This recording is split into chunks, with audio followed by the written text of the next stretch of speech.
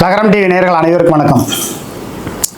தமிழ்நாட்டில் புதிய புதிய கட்சிகள் முளைத்து கொண்டே தான் இருக்கிறது. புரட்சித் தலைவர் எம்ஜிஆர் அவர்கள் கட்சி தொடங்கிய போது விசிலடிச்சான் கொஞ்சி என்று சொன்னார்கள். ஆனால் இப்போது தொடங்கி இருக்கிற விஜய் கட்சி என்று பல்வேறு மாநாடுகளை நடத்தியிருக்கிறார்கள். கரூரில் 41 பேர் பலிகடா வைக்கப்பட்டிருக்கிறார்கள்.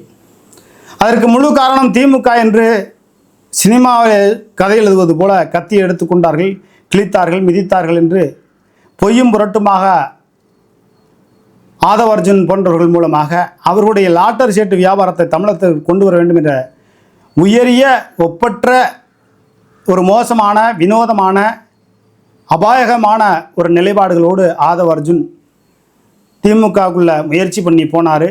திமுகவுக்கு உழைச்சார். திமுக ஆட்சிக்கு வர்றதுக்கு அவரும் உழைச்சேங்கிறாரு. அவரால் திமுக ஆட்சிக்கு வரல. அதுபோல் விடுதலை சிறுத்தை கட்சியில் சேர்ந்து ஒரு பெரிய முதலீடை கொடுத்தாரு. திருமாவளவன் பயன்படுத்துகிறவர்களையும் பயன்படுத்தி விட்டு கோமணம் மாதிரி கழட்டி போட்டார். இப்போ போக்கிடம் எங்கேயும் வழி இல்லை. அதிமுகவுக்குள்ளே போகலான்னு பார்த்தாரு, அதிமுகவுக்குள்ளே சேர்க்கலை.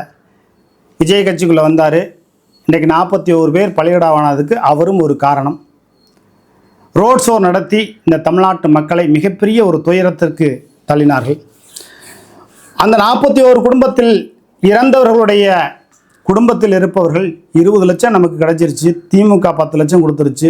கமல் 1 லட்சம் கொடுத்தாரு. கிட்டத்தட்ட ஒரு 32 லட்சத்துக்கு மேலே வந்துருச்சு. தான் பையன் இறந்தால் கூட இந்த பணத்தை சம்பாரிச்சுப்பானா அப்படிங்கிற ஒரு இதில் அதை வச்சு நம்ம குடும்பத்தை முன்னேற்றிக்கலாம் அப்படிங்கிற லெவலுக்கு போயிட்டாங்க. தெண்டச்சவர்கள், ஊதாரித்தனங்கள், பிற சொத்தை கொள்ளையடிக்க வேண்டும் நினைக்கக்கூடியவர்கள், மோசமான வினோதமான மனிதர்கள், அவர்களை எல்லாம் அவரவர்கள் குடும்பத்தில் இருக்கக்கூடியவர்கள் இன்னொரு முறை நீ விஜய் கூட்டத்துக்கு செத்துப்போ 20 லட்சம் கிடைக்கும் அப்படிங்கிற லெவலில் தமிழ்நாட்டு அரசியலை உலகமே காரி துப்பக்கூடிய ஒரு நிலைமைக்கு கொண்டு போனதுக்கு காரணம் தமிழக வெற்றி கழகம் என்ற ஒரு கட்சியில் இருந்தக்கூடிய ஆதவ அர்ஜுனும் அப்புறம் புஷி ஆனந்த் போன்ற அரசியல் தெரியாத தற்கூறிகள் செய்த வேலையின் காரணமாக இப்படி ஆகிவிட்டது. அப்போ விஜய் சரியான ஒரு அரசியல்வாதின்னா அரசியல்வாதின்னு அவர் சொல்ல முடியாது. அவர் ஷூட்டிங்க்கு வந்திருக்காரு. திருச்சிக்கு ஷூட்டிங் வந்தார், கரூருக்கு ஷூட்டிங் வந்தார். அதை ஜனநாயகம் படத்தில் கட் பண்ணி உள்ளே சேர்க்க போகிறாங்க, அவ்வளோதான். அதுக்கு முழு உறுதுணையாக பாஜக இருக்கிறது. பாஜகனுடைய சம்மதத்தோடு தான் பாஜக பாசிசம் பாயசம் என்று பேசப்படுவது. பாஜகனுடைய இறக்குமதி தான் விஜய் என்பது உலகத்துக்கே தெரியும். பாஜகவினுடைய மறைமுக நிழலாகத்தான் சீமானும் இருக்கிறார் என்பது உலகத்துக்கே தெரியும். ஆட்சி அதிகாரத்தில் இருப்பவர்கள் சில நிலைப்பாடுகளில் அவர்களோடு தொடர்பில் இருக்கத்தான் வேணும். அதனால் அது தவறுன்னு சொல்லிட முடியாது. விஜய் கட்சியில் இருக்கக்கூடியவங்களுக்கு ஒரு பழக்கம் என்னென்னா, அரசியலை அவர்கள் முதலிலே கற்றுக்கொள்ள வேண்டும். விஜய் கட்சியிலே இருப்பவர்கள் மெல்ல மெல்ல அரசியல் கற்றுக்கொண்டு அதே கட்சியில் இருக்க போகிறார்களா, அல்லது நாம் தமிழர் கட்சியிலே கல்யாண சுந்தரம், ராஜீவ்காந்தி போன்றவர்களெல்லாம் மாற்று கட்சிக்கு போய் அரசியலில் நல்ல விதமாக பிழைத்து கொண்டார்களே அதுபோல இருக்க போகிறார்களா, அல்லது சொந்த கைகாசை செலவு செய்து ஆண்டியாக போகிறார்களா அப்படிங்கிற ஒரு கேள்விக்குறி நிறைய இருக்குது. இப்போ விஜய் கட்சியில் இருக்கக்கூடியவர்களுக்கு நம்ம என்ன சொல்கிறோம்னா, உங்கள் கைகாசு போட்டு பெரிய அளவுக்கு செலவு பண்ணாதீங்க. யானை வாயில் போன கரும்பும் சொல்லி கொடுத்த புத்தியும் கட்டி கொடுத்த சோறும் திரும்ப வராது என்று சொல்வார்கள். அதுபோல தான் விஜய் கட்சியில் இருக்கக்கூடியவர்கள் உங்கள் சொந்த கைகாசை போட்டு செலவு பண்ணாதீங்க. நீங்கள் தொழிலதிபராக இருந்து நிறைய பல கோடி ரூபா வருமானம் வருது அப்படின்னா நீங்கள் செலவு பண்ணலாம். நீங்கள் கஷ்டப்பட்டு உழைச்சி இன்னொருத்தன் உட்காந்து திங்கிறதுக்கு, இன்னொருத்தன் சுரண்டி திங்கிறதுக்கு நீங்கள் உழைக்க வேண்டாம், நீங்கள் செய்ய வேண்டாம். இன்றைக்கு உழைத்து தின்பதை விட அடுத்தவன் சொத்திலே ஆட்டையை போட்டு அடுத்தவன் சொத்தை காலி செய்து வாழ வேண்டும் என்பதுதான் பலருடைய திட்டம்.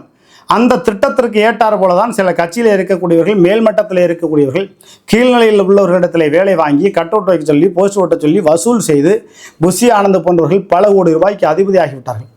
அதனால் தமிழக வெற்றி கழகத்தில் இருக்கக்கூடியவர்கள் உங்கள் சொந்த கைகாசு போட்டு போக்குவரத்துக்கு மட்டும் போங்க. தேவையில்லாமல் இப்போ விஜய் மன்னச்சனூருக்கு வர்றாருன்னா ஒரு 20 போர்டு 50 போர்டு வைக்கிறது, கட் அவுட் வைக்கிறது அப்படின்னா நாளைக்கு நீங்கள் கஷ்டத்தில் நிற்கும்போது உங்களுக்கு செலவு பண்ணுறதுக்கு யாரும் வர மாட்டாங்க. அப்படியெல்லாம் எங்களுக்கு யாரும் தேவையில்லடா, போடா மயிர் அவனே இவனேன்னு சொல்லி நீங்கள் செய்தியில் கருத்துரையில் சொல்கிறீங்க. தகாத வார்த்தைகளை என்றைக்குமே சொல்லக்கூடாது. நான் இப்போ விஜய்னு தான் சொல்கிறேனே தவிர அவர் நம்ம தவறாக சொல்லலை. உள்ள நிலைப்பாடுகளை நம்ம சொல்கிறோம். அதனால் அது நாம் தமிழர் கட்சியாக இருக்கட்டும், விஜயாக இருக்கட்டும், இந்த 2 கட்சியில் இருக்கவர்களையும் நம்ம மீண்டும் மீண்டும் சொல்கிறோம்.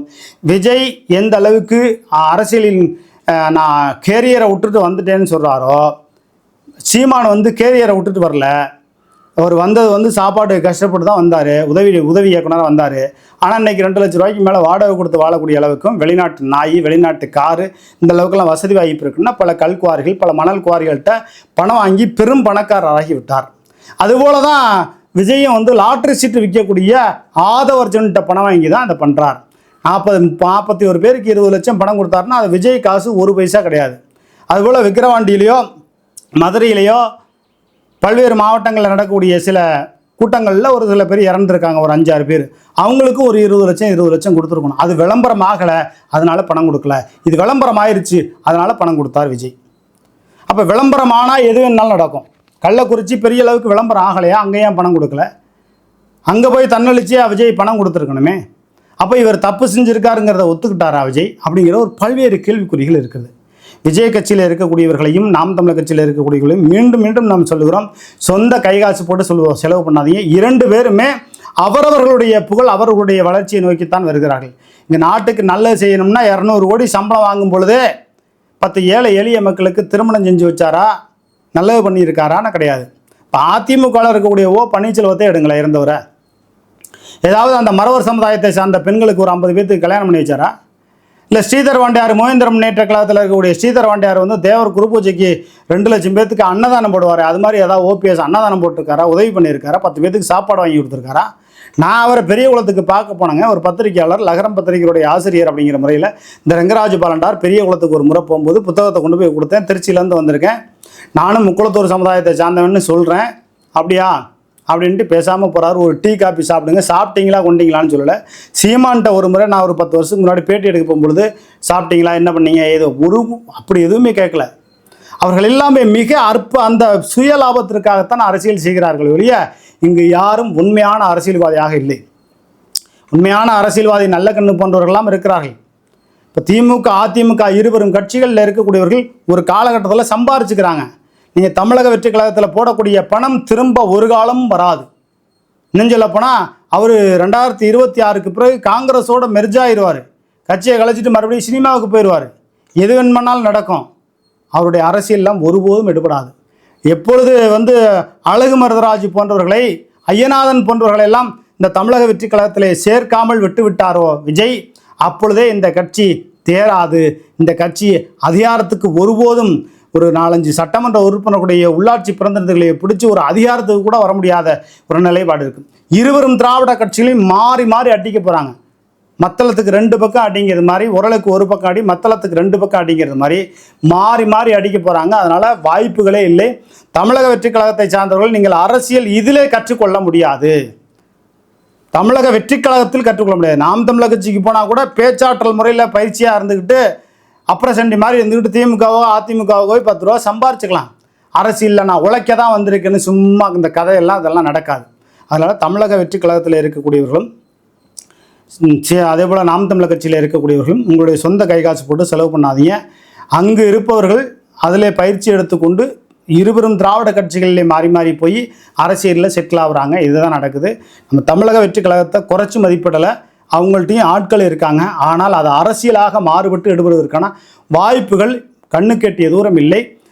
ஏன் இல்லைன்னா அழகு மருதராஜும் ஐயநாதனும் அந்த கட்சியில், ஐயநாதன் கொஞ்ச நாள் பயணித்தார், அழகு மருதராஜை அந்த கட்சியில் சேர விடாமல் பண்ணது யாருன்னா புஷி ஆனந்த் என்ற ஒரு வசூல் வேட்டை நடத்தக்கூடியவர். ஆதவர்ஜன் போன்றவர்களும் அழகு மருதராஜ் உள்ள வரவதை விரும்பவில்லை. அவர் மட்டும் விஜயோடு இணைந்திருந்தால் அழகாக, மிக அழகாக எப்படியெல்லாம் ஒரு பேச்சு பட்டறை நடத்தி, பயிற்சி பட்டறை நடத்தி எப்படியெல்லாம் இந்த விஜய் கட்சியை வழிவகையை கொண்டு சென்றிருக்கலாம் என்ற ஒரு நல்ல வழிவகைகளை தீட்டி கொடுத்திருப்பார். ஆனால் இன்றைக்கு இருக்கக்கூடிய லாட்டரியும் புஷியும் சேர்ந்து இந்த விஜயோட அரசியலை படுகொலியில் தள்ளிவிட்டார்கள். இனி அது ஒருபோதும் அரசியலாக வருவதற்கான வாய்ப்புகள் இல்லை. சீமான் கட்சியிலே அப்படி தான். ஆனால் இன்னொரு விஷயம், இந்த வருகிற சட்டமன்ற தேர்தலில் விஜய் கட்சியை விட சீமானுக்கு ஓட்டு வங்கி கூடுதலாக கிடைப்பதற்கான வாய்ப்புகள் இருக்காங்க. கொள்கை, சித்தாந்தம், பேச்சாற்றல், அந்த பேச்சை நடைமுறைக்கு அதிகாரத்துக்கு வந்தால் தான் கொண்டு வர முடியும். பேசிக்கிட்டே இருக்கலாம், ஆனால் அதிகாரத்துக்கு வர முடியாது. ஒரு ரூபாய்க்கு 3 படி அரிசின்னு சொன்னார் அறிஞர் அண்ணாதுரை. ஆட்சிக்கு வந்த பிறகு பிடி அரிசி என்று சொன்னார். அப்போ அரசியல் நிலைப்பாடுகள் அதிகாரத்துக்கு வருகிற பொழுது மாற்றி கொள்ளுகிறார்கள். அண்ணாதுரையே மாற்றிக்கிற பொழுது அப்போ சீமானு விஜயெல்லாம் எம்மாத்திரம் அப்படிங்கிறத நீங்களே தெரிஞ்சுக்கோங்க. நன்றி, வணக்கம்.